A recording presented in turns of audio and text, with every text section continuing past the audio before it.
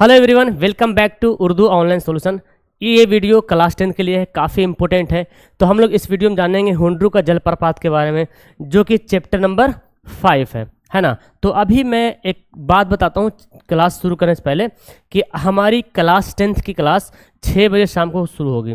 Okay, 12th का class भी इसी टाइम चलेगा, बट उसकी वीडियो अलग रहेगी, आपकी वीडियो अलग रहेगी, है ना। रिकॉर्ड वीडियो अभी मैं आपको दे रहा हूँ ताकि बेस्ट वीडियो रहे। और ये इसका नोट्स वगैरह आपको जो कुछ भी लेना होगा तो आपको हमारा कोर्स में ज्वाइन होना पड़ेगा। तो अभी मैं चैप्टर वाइज कंटिन्यू वीडियो में आपको पढ़ा देता हूँ।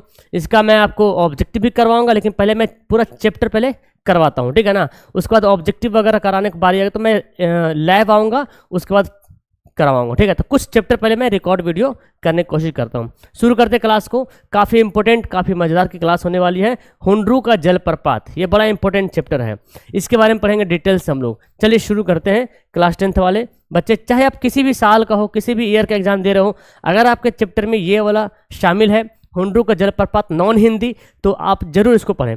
ये हमने एक दृश्य रखा है, एक फिगर यहाँ पे लाया है, जो कि हुंड्रू का झरना दिख रहा है। जलप्रपात मतलब क्या होता है? झरना होता है। ऐसा लग रहा है कि मैं यहाँ पे झरने के पास जो है खड़ा हूँ, है ना।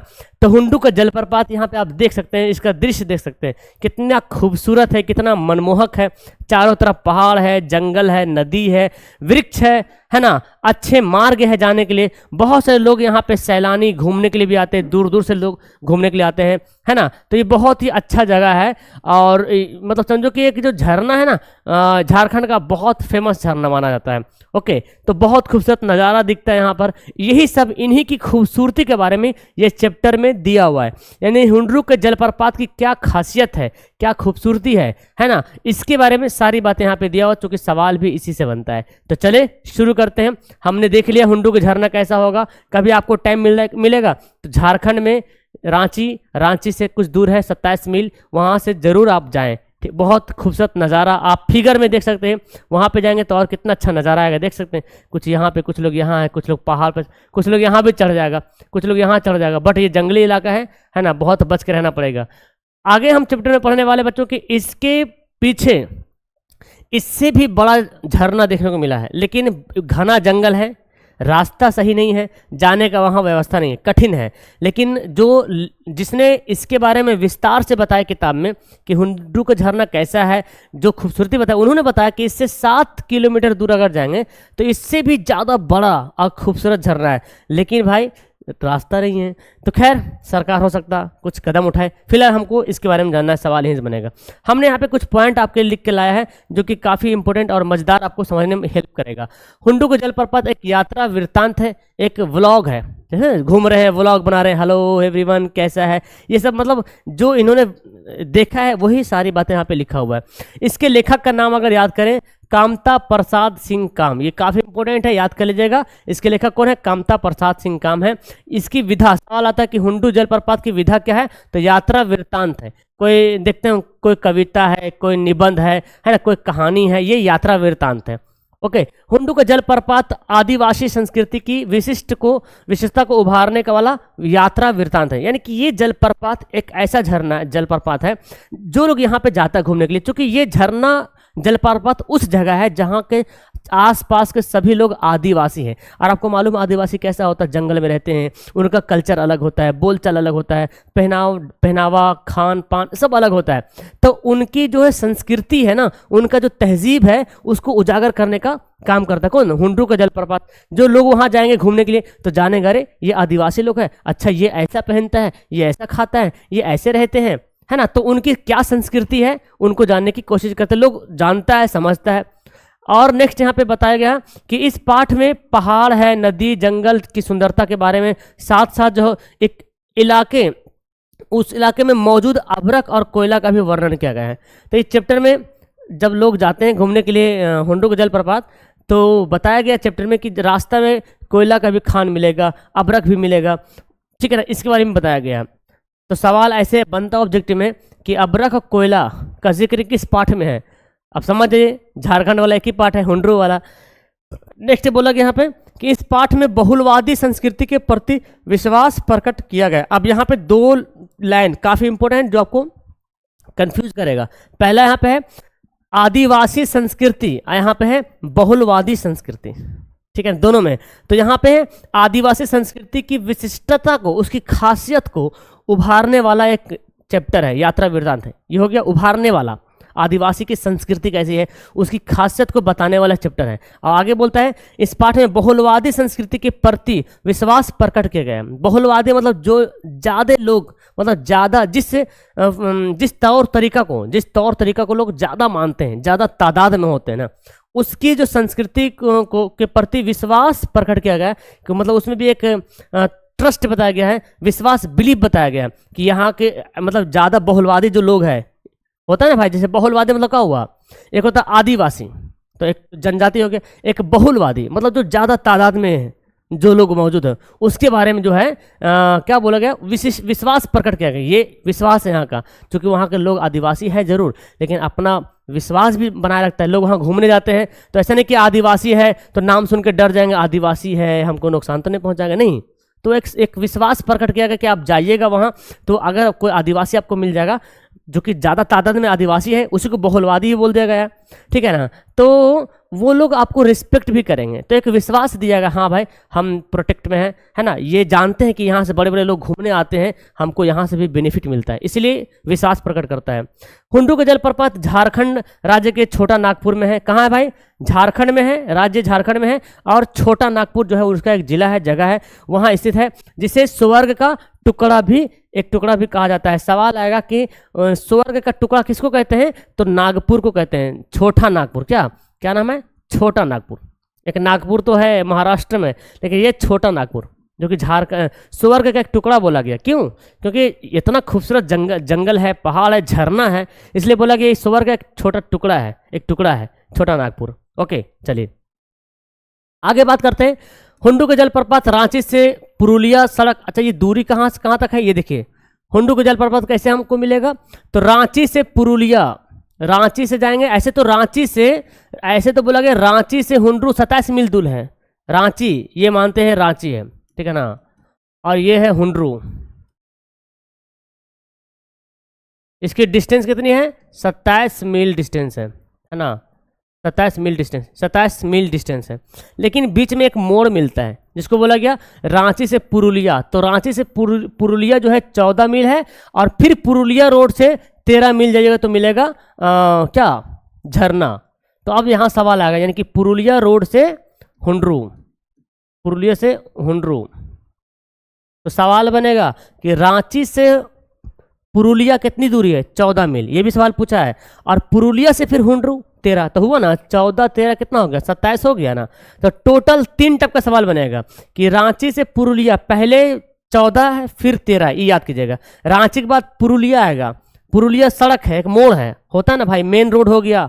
अब पुरुलिया से फिर अंदर घुसेगा झरना की तरफ, ऐसे ही होता है। तो रांची से पुरुलिया 14 मील दूर है, और पुरुलिया से जो है हुंडरू 13 मील है। मतलब बोला जाए कि रांची से हुंडरू जो है 27 मील की दूरी पर है। ओके, चलिए क्लियर। आगे बोला गया हुंडरू की झरना की ऊंचाई 243 फीट है। ये भी बहुत इंपॉर्टेंट है। हुंडरू की झरना की जो ऊंचाई है, जो हाइट है, कितना है? 243 फीट ऊंची है। इस सवाल बनता है तो आपको याद रखना है। बोला गया कि यह झरना स्वर्ण रेखा नदी के उद्गम स्थानों से 50 मील आगे आकर बना है। यानी कि जो झरना कैसे बना है? स्वर्ण रेखा नदी, याद कीजिएगा। स्वर्ण रेखा क्या है? स्वर्ण रेखा क्या है? तो स्वर्ण रेखा एक नदी का नाम है। सवाल बनता है, क्वेश्चन एग्जाम में पूछा जाता है कि भाई स्वर्ण रेखा क्या है, तो बोलेगा नदी है। स्वर्ण रेखा नदी कहाँ बहती है, तो बोलेंगे हुंडरू में बहती है, यानी कि झारखंड में बहती है, ठीक है ना। तो बोला गया यह नदी जो है स्वर्ण, यह जो झरना है स्वर्ण रेखा नदी के उद्गम स्थान, जहाँ से स्वर्ण रेखा नदी निकलता है, जहाँ से बनती है ना, वहाँ से 50 मील आगे आकर बनता है। यानी कि स्वर्ण रेखा नदी से जहाँ से शुरू होती है उससे 50 मील आगे ये झरना बनता है। बोला ये गया चैप्टर में कि नदी जो है पहाड़ पे चढ़ता है ना, और फिर पहाड़ से जो है नदी हो जो है पानी बन के पूरा अलग अलग धारा सब में बहती है, तो उसकी खूबसूरती नज़ारा कुछ अलग ही होता है। याद करेंगे ये नदी कहाँ से कहाँ गुजरती है।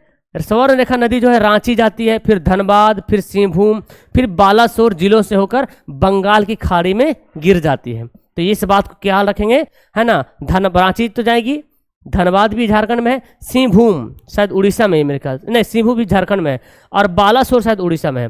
तो रांची, धनबाद, सिंहभूम, बालासोर, फिर झारखंड से उड़ीसा, और उड़ीसा कहाँ गया, बंगाल की खाड़ी, यानी कि बंगाल से होते हुए बंगाल की खाड़ी में जाके गिरती है। तो सवाल आपको पूछेगा स्वर्ण रेखा नदी कहाँ गिरती है, तो बोलेंगे बंगाल की खाड़ी में गिरती है। कैसे रास्ता है, रांची, धनबाद, सिंहभूम, बालासोर, फिर बंगाल की खाड़ी। चलिए एक अगला यहाँ पे पॉइंट इंपोर्टेंट बताया गया है कि हुंडरू के झरना के एक ओर का जंगल रांची में है, मतलब जंगल जो है ना, जो झरना है, तो झरना के जो जंगल है उसका एक ओर रांची में है, तो दूसरी ओर जंगल क्या है, हजारीबाग में, दूसरी ओर क्या है, हजारीबाग में। तो ये आपके लिए इंपॉर्टेंट हो गया, एक ओर जंगल हुंडरू के झरना बीच में है, तो एक उसके एक तरफ का झरना रांची, एक तरफ का जंगल रांची में है और एक तरफ का जंगल हजारीबाग में है। तो ये आपको याद रखना है। चलिए अब कुछ और पॉइंट है जो समझते हैं। जब पानी 243 फीट से नीचे गिरता है भाई तो सांप की तरह चक्कर काटता है। ये सारा पॉइंट को हमने ऐड किया है। हम ये चाहते हैं बच्चों कि मैं आपको वो सारी बातें, इंपॉर्टेंट बातें बताऊं जो एग्जाम में आता है। ऐसे पूरी किताब अगर पढ़ेंगे तो बोलते हैं खोदा पहाड़ निकली चूहिया, इतना सारा पढ़ेंगे इतनी सा बात होगा। इसीलिए हम आपको वही बात बताएंगे, इतनी सा ही बात बताएंगे, लेकिन उतने से सवाल आए तो सबसे बेस्ट। तो और क्या चाहिए, इससे बड़ी अच्छी बात क्या चाहिए आपको? तो थोड़ी ना इसमें कुछ अलग से बड़ा कुछ करना है, ऐसे सवाल बनता है, जवाब भी देना है ऐसे। इसलिए हम आपको मेन पॉइंट बात बता रहे हैं चैप्टर का। तो बोला गया पानी 243 फीट से जब नीचे गिरता है भाई, तो जब ऊपर से नीचे गिरती है ना तो सांप की तरह चक्कर काटता है पानी, और बोलता है करीब 20 फीट ऊपर उछलता है। समझ रहे हैं, मतलब 243 फीट ऊपर से नीचे गिरा और गिरने के बाद फिर नीचे से ऊपर उछलता, कितना 20 फीट उछलता ऊपर। समझ सकते हैं 20 फीट कितना दूर होगा। अगला है किंवदंती के अनुसार, किंवदंती एक यात्रा वृत्तांत के माने जाते हैं जो घूम के बताते बात। किंवदंती के अनुसार हुंडरू से 7 मील दूर पर इससे भी कई गुना बड़ा झरना देखा गया। तो इस सवाल बनेगा कि किसके अनुसार 7 मील दूर हुंडरू से भी बड़ा झरना देखेगा, तो किंवदंती। चलिए महात्मा गांधी ने भी बताया था कि साध्य की पवित्रता एवं महत्ता तभी है जब साधन भी महान हो, है ना भाई। जैसे कि साध्य की पवित्रता और महत्ता तभी है, कोई भी चीज़ है, जैसे जंगल हुंडरू का झरना है ना, उसका महत्व कब होगा जब वहाँ का दृश्य, वहाँ का पेड़ पौधा, वहाँ जाने का रास्ता, है ना, सब कुछ महान हो, है ना, तभी जो है वो उसका दृश्य भी अच्छा होता है। मालूम चला कि अंदर बहुत अच्छा है, रास्ता ही खराब है। जैसे बोला गया ना, इससे कई गुना बड़ा झरना है, अच्छा झरना है, लेकिन रास्ता नहीं है तो वहाँ पे लोग कैसे जाएगा। तो ये सेंटेंस पूछता है एग्जाम में कि किसने कहा था, तो आप बोलिएगा महात्मा गांधी ने कहा था। ये चैप्टर यहीं पे क्लोज होता है कि हुंडरू का झरना कैसा, आपको समझ में आ गया कैसा झरना है। बोला गया ये कि झरना से जो आवाज़ें आती है, जो पानी गिरने की आवाज़, कई दूर ही है तो भयानक आवाज़ आएगी, है ना, और मौसम आपको ठंड ठंड फील होगा, क्योंकि झरना में पानी कैसा होता है, ठंडा ठंडा पानी होता है, ठीक है ना। तो ये सारी बातें आपको बताई गई यहाँ पे, और रास्ता भी बहुत एकदम सुखमय है, मनमोहक है भाई। मतलब अगर आप घूमने जाओगे तो मनमोहक है, एकदम मन को मोह लेगा, लगेगा कि हाँ भाई बस यहीं रहे। इसको बोला गया देवलोक, ऐसा लगता है कि हम देवलोक पहुँच गए। किंवदंती ये राइटर बोलते हैं कामता प्रसाद सिंह काम, कि अगर जो लोग यहाँ जाता है तो उसको लगता है कि हम देवलोक पहुँच गए, जन्नत पहुँच गए। इसलिए तो छोटा नागपुर को बोला गया है स्वर्ग का टुकड़ा, और छोटा नागपुर में ही हुंडरू का जलप्रपात है। यानी कि अगर आपको घूमने जाना है तो आपको पहले झारखंड जाना पड़ेगा, फिर रांची जाना पड़ेगा, फिर रांची से छोटा नागपुर बोला जाए तो पुरुलिया, पुरुलिया से